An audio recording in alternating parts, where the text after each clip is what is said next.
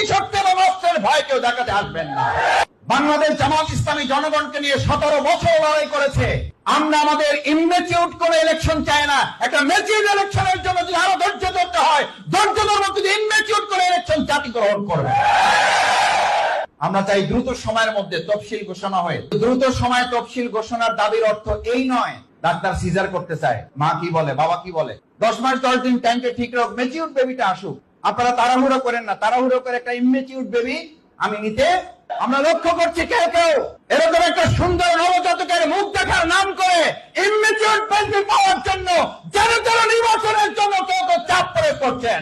আমরা কি একটা ম্যাচিউর নির্বাচন চাই, একটা ইমম্যাচিউর নির্বাচন চাই? আমরা কি লেভেল প্লেইং ফিল্ড চাই, নাকি আমরা প্রভাব বিস্তার চাই? সেই লেভেল প্লেইং ফিল্ড কি এখনো তৈরি হয়েছে? গোপালগঞ্জের ঘটনা আমরা কেন নিয়ন্ত্রণ করতে ব্যর্থ হয়েছি? একটা জেলা নিয়ন্ত্রণ করতে যদি এই প্রশাসন ব্যর্থ হয়, তাহলে আমাকে কেন বিশ্বাস করতে হবে লক্ষ লক্ষ কেন্দ্র আপনারা নিয়ন্ত্রণ করতে পারবেন? জনগণের আস্থা তৈরি এখনো হয় নাই।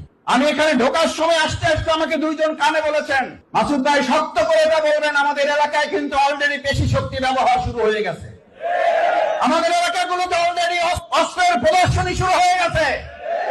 পেশি শক্তির আমলে যারা অস্ত্র ব্যবহার করত, কেউ কেউ তাদের সাথে কাঁধে